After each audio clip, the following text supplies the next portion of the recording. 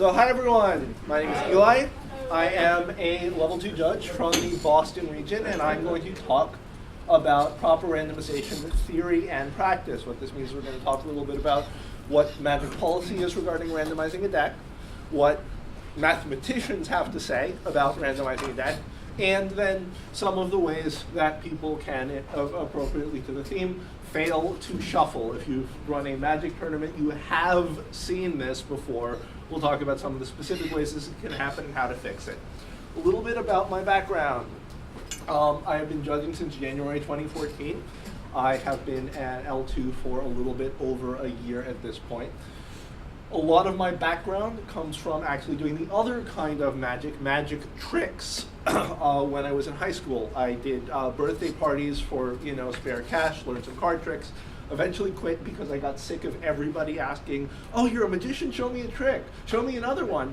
But a lot of that knowledge of how to shuffle well and how to intentionally shuffle poorly carried over to my judging career.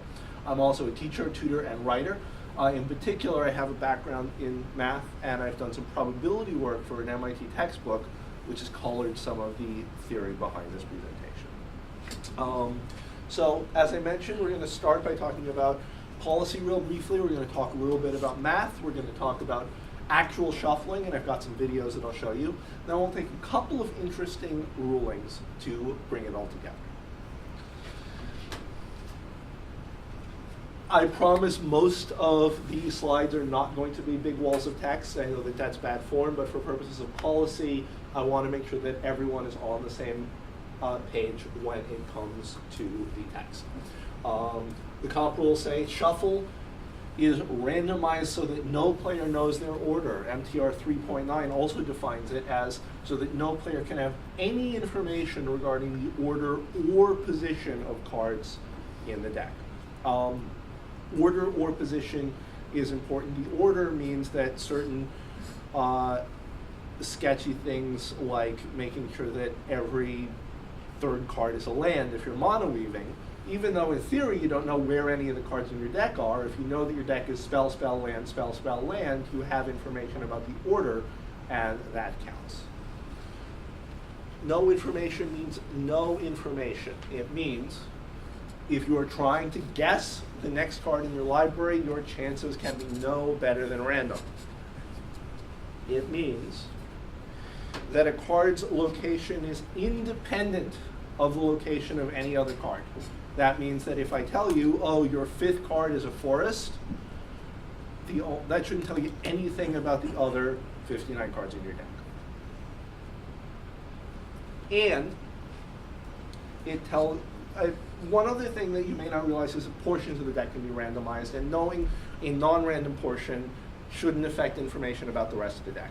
The card I have here is long-term plans, which requires you to find a specific card and put it third from the top and shuffle everything else. And again, as I said, knowing that shouldn't determine where the other 59 cards are. So with all of that said, I'm actually going to ask everybody to take out a pen and a piece of paper because you guys are going to have a little quiz. Damn it. So I'm going to just give you about a minute. This should be pretty quick. 5 questions here, true or false. Just a simple true or false quiz. Write down your answers. What day is it and what time for that first question? All right. Why don't we just hold on? The first one is so biased.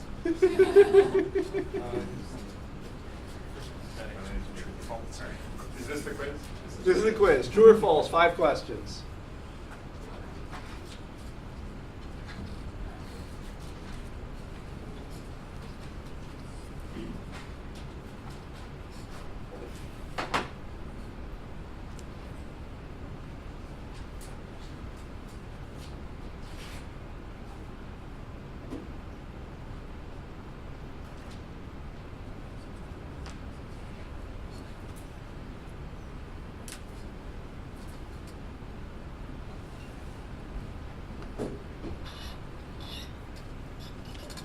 Does everybody have their answers? No. Okay, I'll give you another 30 seconds on that. You're just in time for the quiz.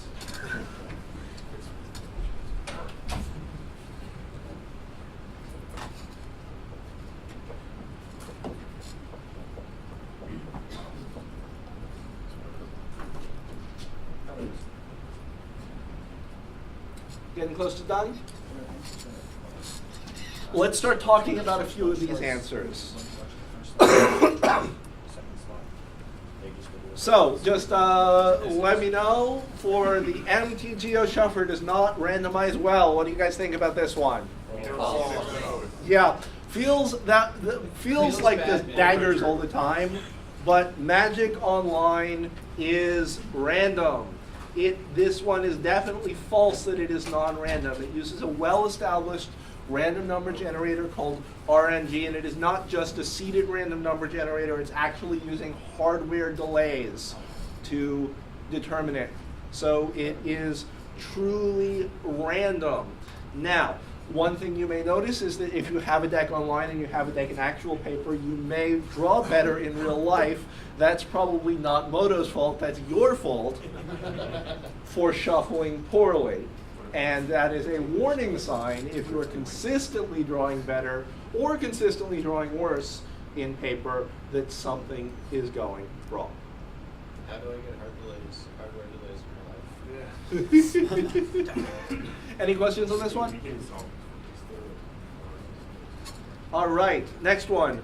Randomizing a deck with 4 of play sets is easier than randomizing a singleton deck. What do you guys think? False. Lots and lots of false. A couple of people got it correct and said that this is true. Here's a way to think about it. This seems counterintuitive, but suppose someone says, I am 80% confident that my Black Lotus is in my top 5 cards. That's really dangerous. That is a huge advantage. That is a lot of information you shouldn't have.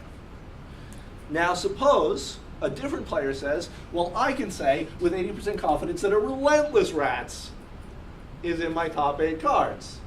A card that they can have any number in their deck of and are probably running 20 or 30 or 40. Or to go even further, ask yourself this. How many shuffles does it take to randomize a deck of 60 islands? 0 is the correct answer there.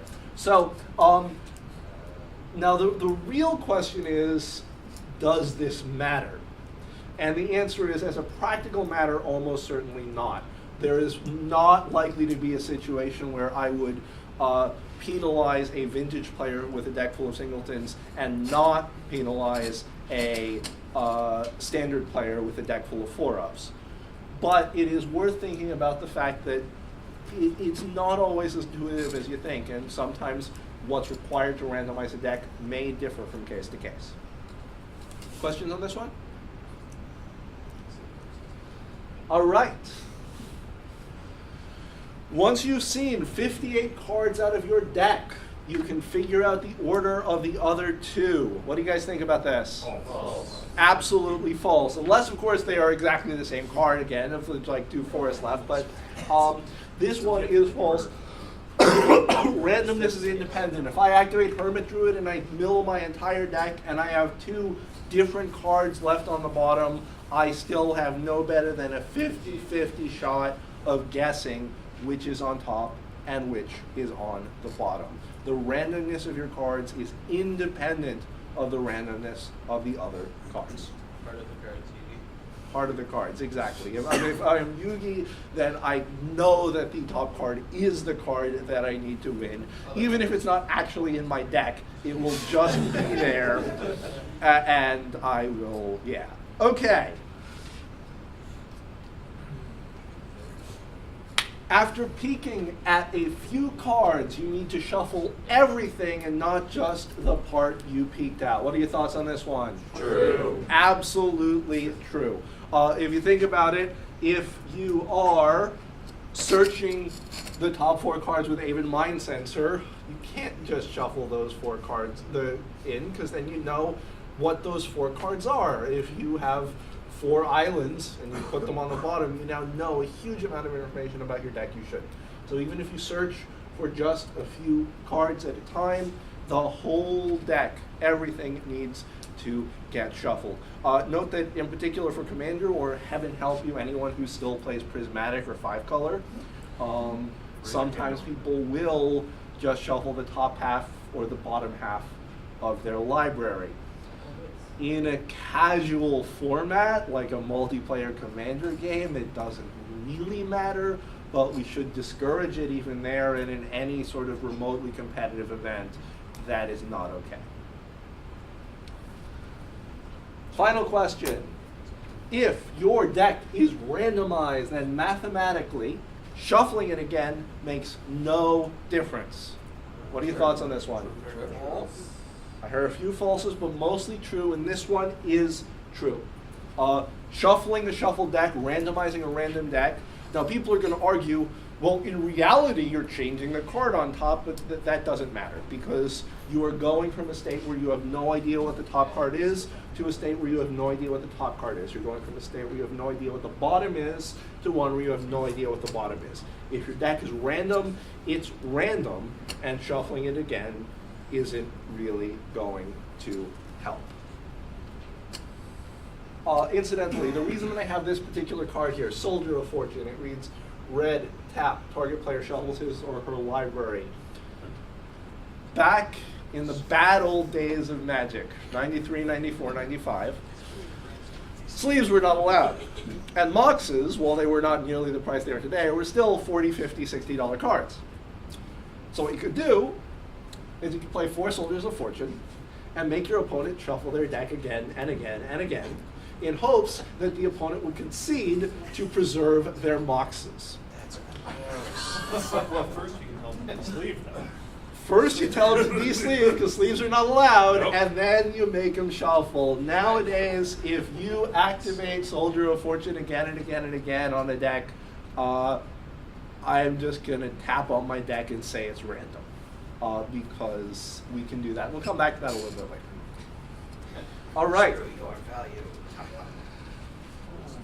So, you guys did really great. You guys are judges. You guys have got some critical thinking on your head. But in general, human beings, judges and players, are bad at probability. We are humans, and that means that we have a lot of biases that color our ability to make reasonable, probabilistic judgments. And if you listen to players, you'll hear things like this a lot. Pardon my coughing. You'll hear things like, mono weaving makes my deck more random since I always draw a mix of spells and lands. Or things like, Judge, how do I randomize my deck so I don't get mono screwed? Build your deck better. Build your deck better is the correct answer to that. So, people don't realize that. So I'm going to give you guys one more quick quiz. This one's pretty fast to test your instincts for judging probability. Before we do that, I want to show you a sample deck. This is a very sample and slightly outdated, because I made these slides about a year ago, modern burn list. 20 mountains and a whole bunch of aggressive 4-ofs. The specific cards don't matter. What matters is 20 lands, bunch of 4-ofs. What I would like you to do is take a look at these 5 things that could happen and determine which is the most likely and then rank them downwards to the least likely.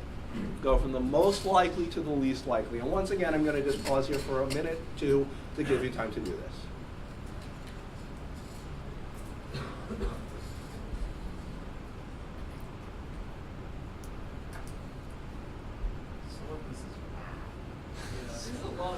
Yeah, the first one's a lot.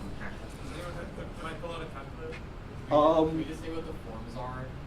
There's a lot of conditional probability. There's a lot of conditional probability here, but again, you're not going to pull out your calculator to do the math at a tournament. The point of this is not your ability to solve this, although I encourage you to try after the fact because it's fun. The point of this is to figure out if you are sitting in a tournament and a player goes, Judge, this bad thing happened to me. You want to figure out how suspicious that is, how unlikely that is, whether this is something that merits investigation or not. Is this mono red burn? Mono red burn. 20 mountains, bunch of 4-ofs.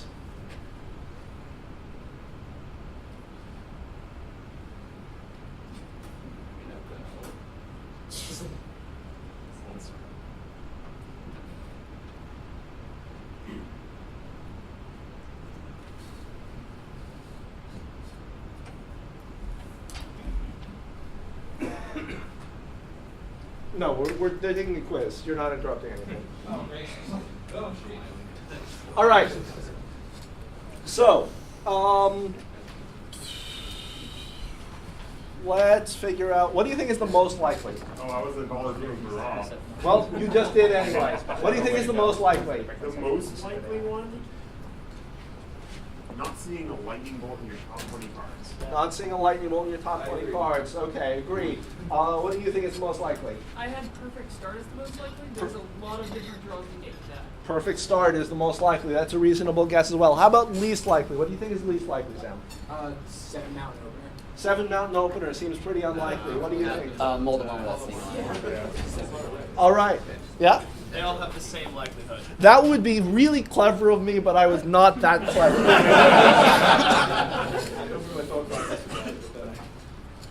So, My luck, it's always. perfect start is the most likely. You've in fact got like a 30% chance of this, give or take a few percentage points. As was said, there's a lot of different ways this can happen. That said, for those of you who guessed not seeing a lightning bolt in your top 20, this is pretty close. It is also going to happen in a significant portion of games. Drawing 7 mountains as an opener drops off a lot, but that's still going to happen. Never lucky. 4 lightning bolts in the opening hand is pretty unlikely. And even more unlikely to the tune of 0.001 if you round, 0.0007 is mulliganing to 1 to see a hand. But I want to point out in 0.001, if you think about it, is about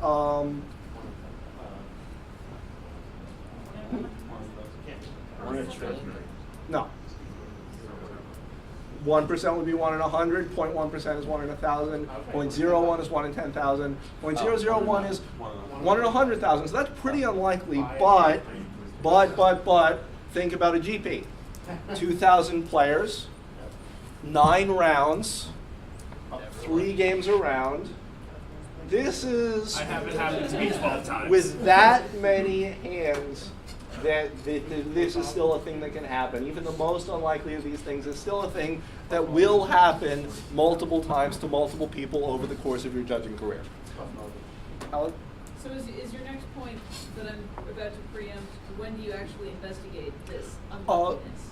Not exactly, but that is a very good question. The point is, you investigate pretty much anything. Like, if you see this happen, and especially if a player says, I am concerned my opponent is cheating, you're still going to investigate that.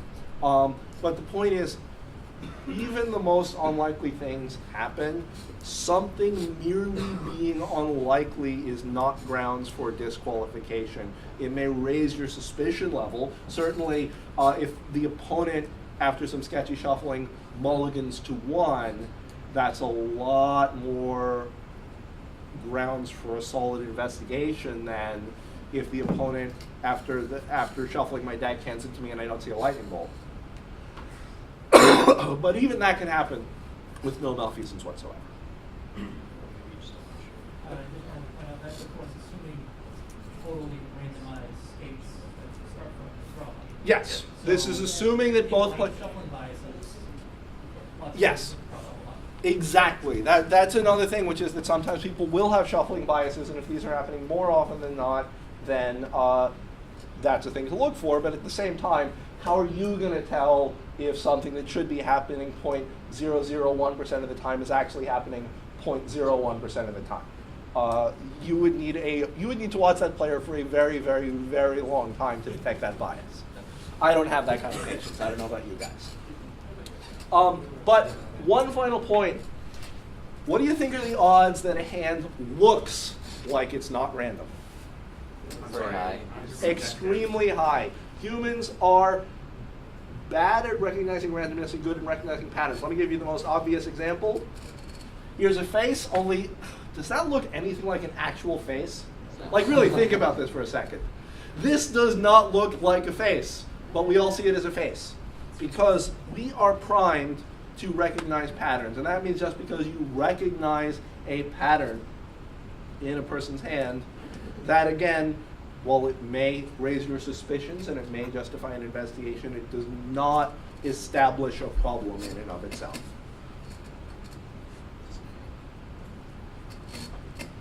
So, let's talk about how we are going to shuffle. The basic rule of how do you get a random deck is you riffle or mash shuffle. Riffling means picking them up and riffling. Mash means sticking them side to side, much easier with sleeved cards. It means interweaving the cards in a random, some semi-random order, alternating from two piles. You guys, a lot of you probably know this. Anybody know the number that you typically need? 7 to 8 is the correct answer. I think the actual answer for a 60-card deck is only like 7.57.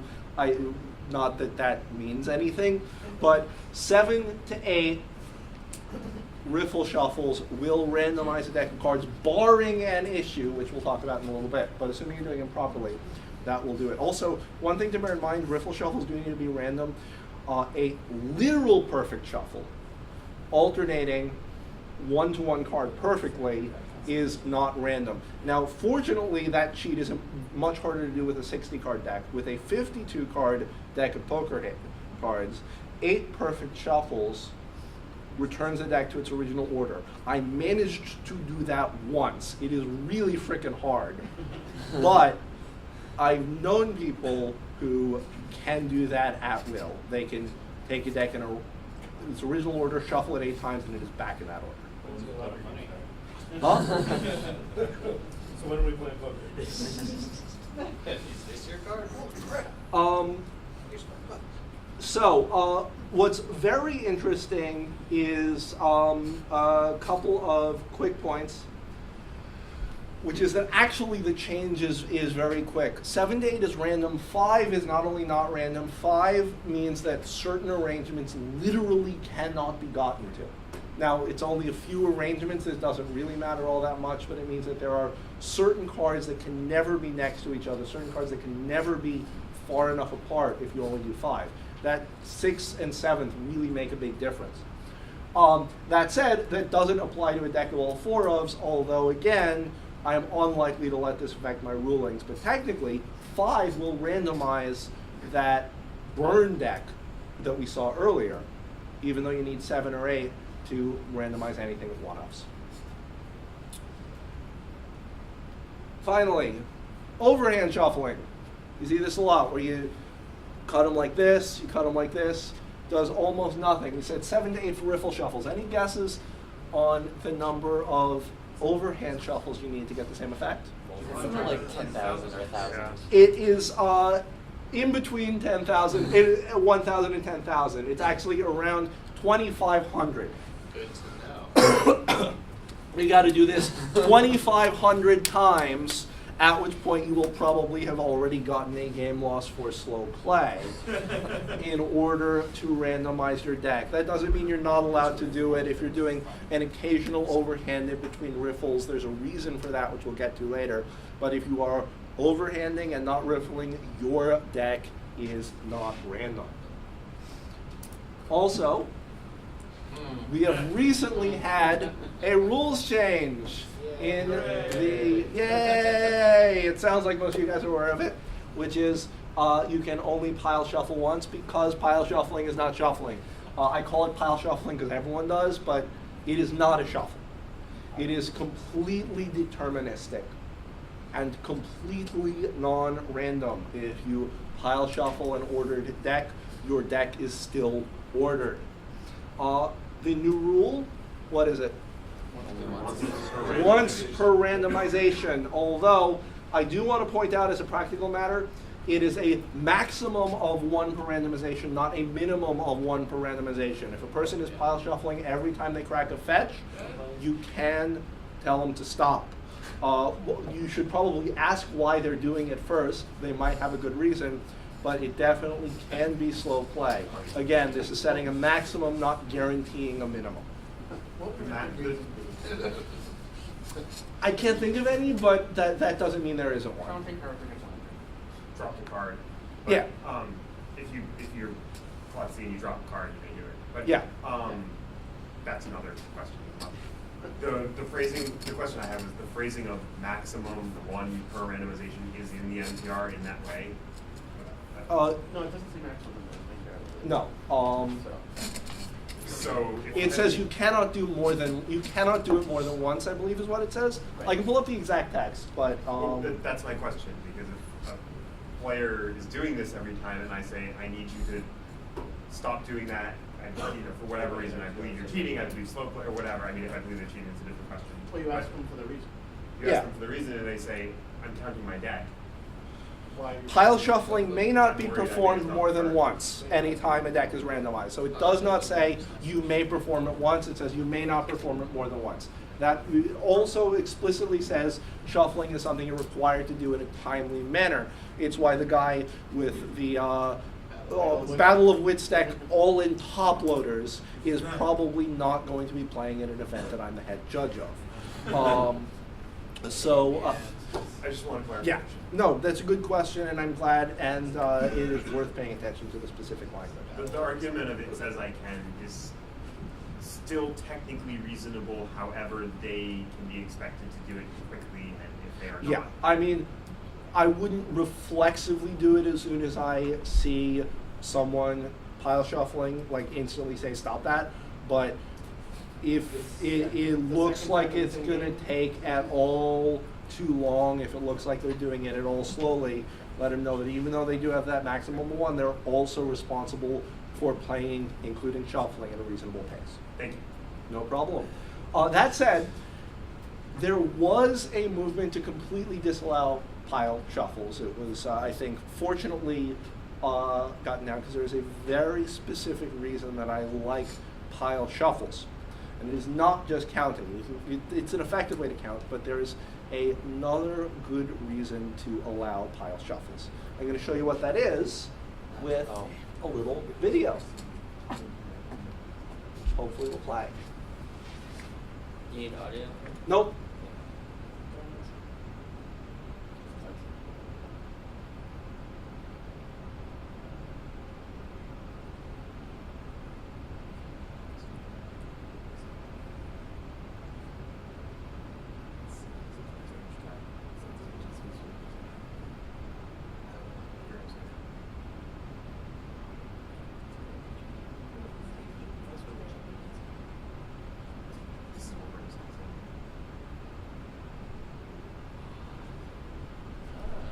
So, most players at real competitive events are careful with their cards, but people drink drinks, people sweat, people drop food. Cards can get stuck together. And if cards are stuck together, then no amount of shuffling will randomize your deck because two of the cards are literally stuck together. I encourage players to always pile shuffle once, because that way guarantees that every single card is separated. Ali. Well, what if they're stuck together and the person just notices it and doesn't know until the end when he counts say 59 cards, then what if they can't shuffle again?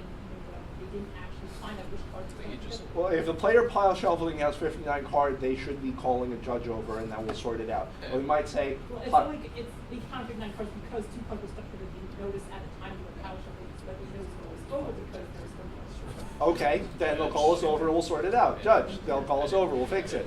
I mean, it is still better than them having those two cards stuck together and noticing it when they accidentally draw both of them in their hand, or when they accidentally go lightning bolt off the top because those two bolts were stuck together. I'd like to point out that the NPR is not saying you cannot count your deck multiple times. Yes. It just says you can't pile count shuffle your deck. And the truth is, if someone called me up and said, Judge, I just pile shuffled in 59, I would probably say, pile shuffle again. Because, you know, I can do that, and I can give an extension. Yeah. So, Yeah. particular to that. Just a quick question, like if something like that happens and someone pile counts 59 and they discover, oh, it's because these two cards are stuck together, is just taking them apart and then shuffling normally? Well, I mean, if they're stuck together, you probably want to wipe them down on Right. your shirt or with a napkin or something. But otherwise, yes. Like if they're stuck together, what would we do? Well, we wouldn't. There's no infraction there. Right. And it's a good thing they caught it. So, whereas But we again, don't if have they to mandate them to pile shuffle again. we don't We want to say, take them mandate apart, it. wipe them down and We shuffle. don't want to mandate it, but I would Yeah, we don't need to pile shuffle again. Once they've done it and they got the cards stuck together that are unstuck, you're done. Go back to shuffling. Any other questions on this one? Okay, so we're on to the video section. We're going to shift topics a little bit. And again, once again, as I said, back to failure. I'm going to show you some failures at shuffling. And I'd like you guys to watch these videos carefully. Let me know how the player involved has failed.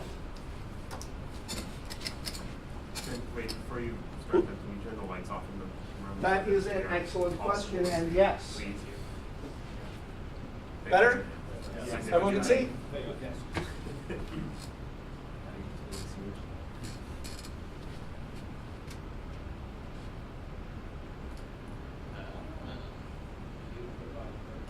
Yep.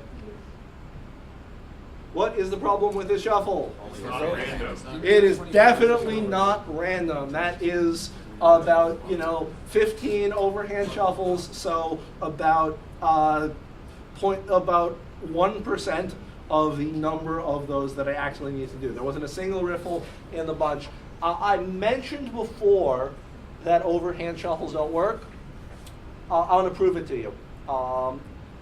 Let me show you what actually happens when you overhand. Notice that the deck is split right down the middle. It's about 30 swamps and 30 plains. I'm going to do a bunch of overhands.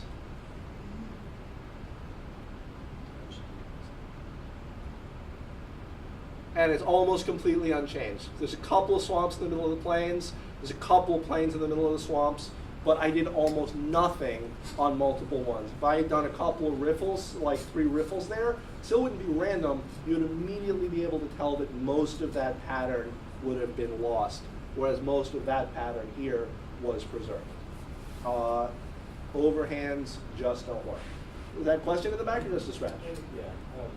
Nothing like an investigation saying there was a number of incidents where somebody at a large overhand set had plans against about randomization. Can you speak up a little bit? I'm having trouble hearing. I'm sorry. If somebody had a number of complaints about randomization, so you started an investigation, would you look at their deck immediately from game state and try to discern from there?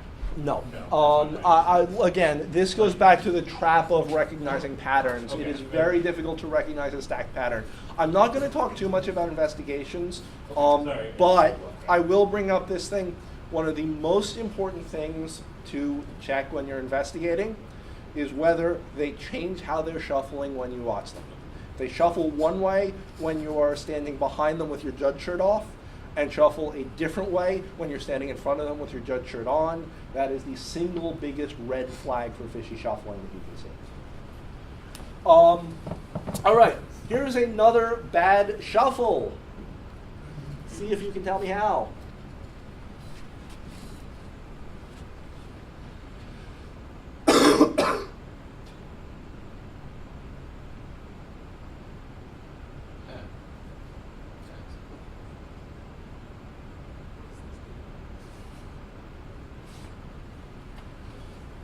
What was wrong here? Top card hasn't really changed. So, good thought. In this case, I actually screwed that up and had to specifically reshoot this video to avoid that flaw. That's the one. That bottom card, several of the bottom cards, in fact, are totally visible. What's the fix? This is a little bit weird because in theory, the non-active player is responsible for calling us over on this one. The non-active player sees a violation, which is that the deck is not random. Because remember, we didn't highlight it at the time, but for a proper shuffle, neither player can have information. That means that if you're showing your opponent cards while you're shuffling, your deck is not random, even if it's random to you. So this is a non-random deck, which means that in theory, the opponent is responsible for calling a judge over, in which case we would issue, in theory, a improper randomization penalty. In practice, if this was the mistake, given that there's almost zero possibility for error, I would be very unlikely to actually issue that penalty.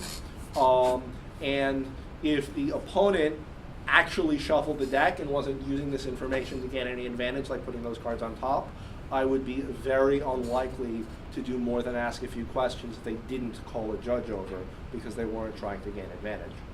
But this is a thing to look out for. Question? Yeah. I'll get to you in one sec, but yeah. So what about if, so he's shuffling his own deck. What if you're shuffling the opponent's deck and do this? You're shuffling the opponent's deck and Or rather, the opponent is shuffling your deck. the opponent's shuffling your deck and they show you the cards. Yeah. And like, say that you don't call a judge over, but like I'm watching and I see that you see this.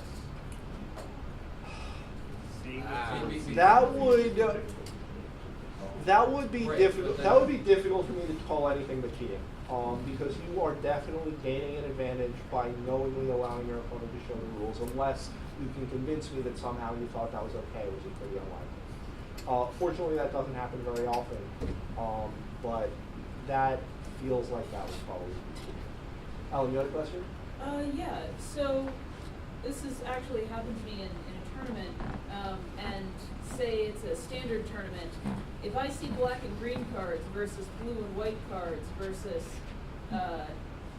artifact, red and white artifact cards, I know probably 50 of my opponent's cards. So is that a time when you want me to? Nope. Here's the deal. It's only if the last couple of shuffles show you that you need to do it. If they show you in the middle of shuffling and then switch to a different shuffle method, as long as you have done your part to ensure that the deck is random, it doesn't matter what information you gained in the process of randomization. Okay, so even though I'm never going to keep a hand that's garbage against blue-white, Yeah. If the last shuffle looks like that, you need to call a judge over because they presented a deck that's not random. The first shuffle looks like that, and then they're doing all this stuff, you're set. No need to call anyone over. Allie?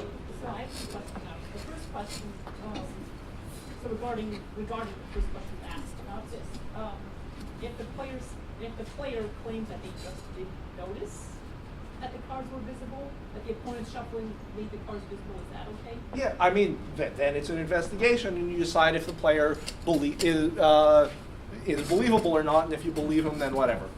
If you don't believe them, then they're lying to a judge, and that's a different conversation entirely. With that in mind, I do want to move on. I'm happy to answer some questions after this. But I want to talk about one more bad shuffle. Deck's not sleeved. Yeah. Actually, sorry, two more bad shuffles. And yes, deck's not sleeve is relevant. This is the top cards not changing one. This is top cards not changing. This is the one that is the problem. Raise your hand if you've seen someone do this at a tournament. Almost everyone here. This is extremely common. This is a very common way to cheat. This is also a very common way to screw up. Most of the time, it's the second one. I have a little illustration of what exactly is going on for those of you who didn't catch it. I spent a long time practicing how to do this. This is one of, if you watch magicians doing card tricks, they do this all the time. That's how they know which card is your card. And it just doesn't change, and it's so easy to do by mistake. That's like the one situation where I usually like a few of the Yeah. you re-riffle. I mean, the best thing to do is to do in shuffles instead of out shuffles. Make sure that the top card goes inside every time. But failing that, if you are doing a couple of overhands after every riffle, you're solving this problem as well. Yeah. One more bad shuffle.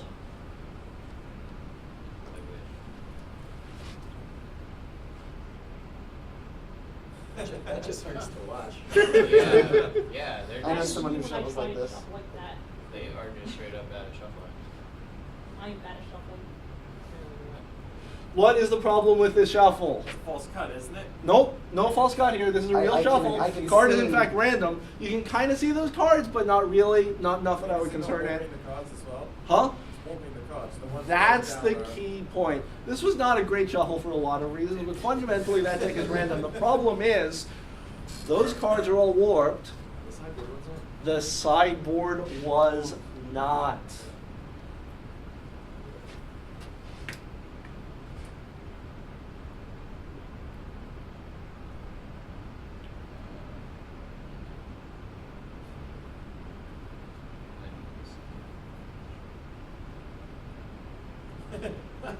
I wonder where the Well planes done. Oh look, that's where the planes is. So fortunately, this is not something you're going to see at your typical Grand Prix. And most of the time when you see this, it's going to be an F&M, which means that it is governed by the jar, and you have a lot of freedom to just fix it however is appropriate to fix it. But this is a thing to watch out for. We do not want someone to be able to cut directly to their sideboard hate card, because that's problematic for a lot of reasons. Any questions on this? What would you do if you saw this at a PDQ? So the first time I saw it, I would just stop and say, hey, so I just wanted to warn you, this is what's happening. It's going to damage your cards. You're losing money because you can't sell those cards now, and it's going to cause a problem. If I saw them already at the point where their cards were warped and where there was that planes in their deck, most of the time, if you just stick it in the deck and like bend the deck a little bit, if there's nothing really valuable in there, it's fine. Failing that, if you really feel like you just can't let it go, ask the player to get some sleeves. They probably should be sleeving anyway. Sleeves are available cheaply, and most of the time, this warping is not warped enough that it's going to show up through a sleeve. What's the question over here? So there's been a lot of talk in the last several months about foils and how they affect the randomization of your deck. And I'm just wondering, like from a judge and from a player standpoint, if you have a deck that has, maybe 60% of the cards are foiled, the other 40% are a good mix of lands, spells, creatures, whatever. Is that something that we're looking for as far as penalizing, or as far as asking players to, redo their decks? So the short answer is yes. The long answer is not for this conversation because it's a different topic. But yes, it is an issue. Marked cards are an issue. And in theory, it can spill over to this a little bit because your cards aren't just marked. They're going to affect the way you shuffle. You're more likely or less likely to cut to certain cards. But that's going to be something that is on a case-by-case basis, on a deck-by-deck basis, and that really has a lot more to do with markings than with actual shuffling. How about the hard shuffling? Yeah. Cards, my store. Whenever I have one particular person that I can, in the land station, I can always tell what lands he's used that night. Yeah. I just shame him into using sleeves, and I also make it a prize. Yeah. Oh, you won some used sleeves. If you know your audience well enough to do that, that sounds great. I would not do that at a store you've never been to before. But yes, that sounds like one way to do it. Let's quickly go through a couple of calls. We got about 7 minutes left. So let's talk about this. Supposing someone comes up to you and says, Judge, my opponent's been showing me the bottom card of his deck when he oops, wow, I switched genders in the middle of this. Yeah, I totally did. Oops, oh well. Anyway, do I have to tell this person? What's the answer? Yes. Yes. If they are shuffling in a way that is not random, you do have to tell them, although, again, no player can know, and both players are responsible. Yep. So if you notice your opponent is flashing the card, if you just tell them, I can see the bottom card, please shuffle so I can't, you have to call a judge? No. No. That's what I assumed, but just yeah. checking. You can call a judge if there is a reason to. As a player, I wouldn't call a judge. I would just say, hey, you showed me the bottom card. Can you shuffle that again?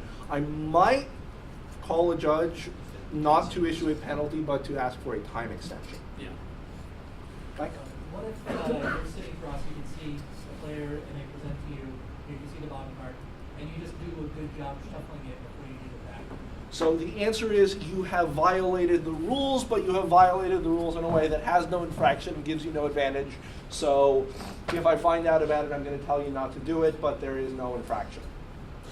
That is a thing that happens occasionally. The most common example of this, of something that is a rule people violate all the time but there's no infraction for, is holding the cards in their hand below the table. So Yeah, don't do that. Please don't do that. Please play better, have fun. Yay. James? Out of curiosity, when the player presents their deck to you, you have a chance to randomize that, right? So like how does this play into both players having the responsibility to shuffle?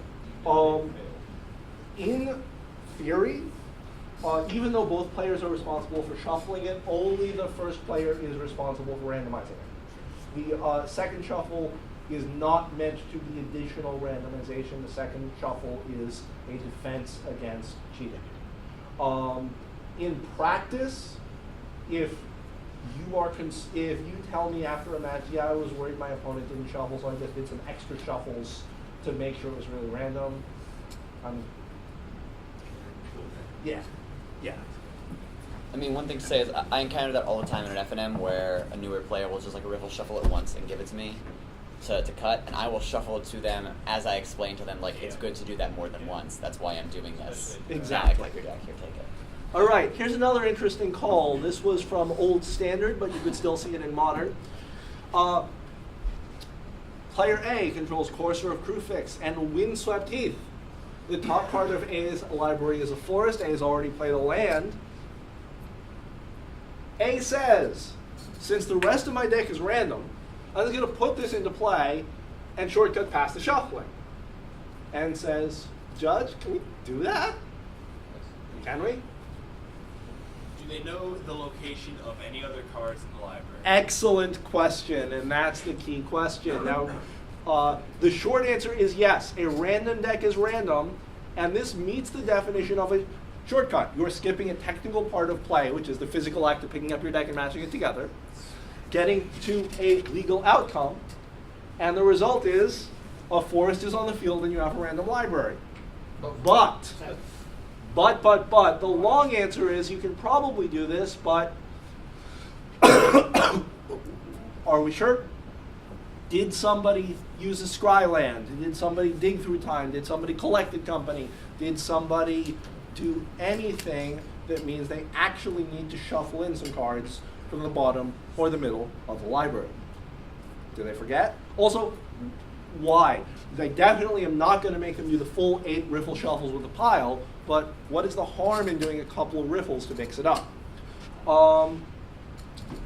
Now, all that said, if they want to skip it, I'm probably fine with it, and sometimes we have to. There is a particular card, and it's not the Soldier of Fortune example I gave earlier, where if we required players to shuffle every time they had to shuffle, it would be a nightmare. Anyone know what that card is? Actually, no. That one is bad because you have to shuffle twice, but there's a worse one. Mind's Desire. That's the one. Mind's Desire. That's not true. I play vintage. We shuffle all the time. Do you do 8 riffle shuffles every single time? I ask my opponent if I cast it if they want me to just flip them off the top to shortcut it, or if they want me to shuffle it between each time. But do you do the full 8? I don't do the full 8. I do Then you are not randomizing your deck, but that's fine. And if a player ever comes up to me and says, Judge, my opponent is doing 8 riffle shuffles in between each Mind's Desire trigger, there's a very good chance that that opponent will be leaving my event for stall. Either that or they're trying to slow roll themselves. One last call. Judge, after my opponent shuffled my deck, I drew all land hands twice in a row. I think he's cheating. What do you think? Well, I'll take a look at it in the future, but for now, Ben's got a great answer, which is I'll take a look at it. That is the best answer. The short answer is this is probably nothing. Well, drawing a bunch of lands is unlikely, but fortunately for us, cheating is less likely. Cheaters are rare, especially the kind of cheaters that know how to manipulate a deck such that they can stack the deck. That is doable, but it's real hard. But fortunately, it is probably nothing. Bad luck is much more likely than a cheat. But as I mentioned, there's a couple of things. We are going to watch this because we're going to watch it. We're going to make sure that N is not looking.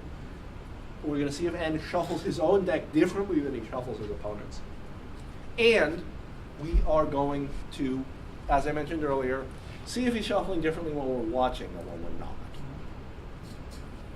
Question? Alright, so really like corner case. So is there like, you know, this is very unlikely, but you know, let's say the person draws the same set of lands. And we're playing 4 lands because we're playing modern, and it's like 4 holocauns and 3 flooded strands, and the next one's 4 holocauns and 2 flooded strands. Like at that point, do we just say like, do we just be like, you know, it is very unlikely, but there's a chance, or like what? I mean, at that or- point, if you're drawing literally the same set of lands, I think it's much more likely that the active player is screwed up shuffling. Okay. Because if the non-active player is somehow cheating and stacking lands to the top, they're going to grab whatever they see. They're not going to specifically be looking for specific lands. But if there's a clump of lands that was in his opening hand, he tossed it in, gave it a couple overhands, the other player gave it a couple overhands, it's much, much more likely that it's on him than on the other player. So one last question for this. Suppose the situation happens and the player is really, really upset. How do we calm the player down? Any thoughts? So that is an idea that we can do. We can shuffle the library for them, and if they're really concerned about it, we can make sure it's random. I would discourage that for a couple of reasons. One is it sets a dangerous precedent. We don't want to be shuffle monkeys.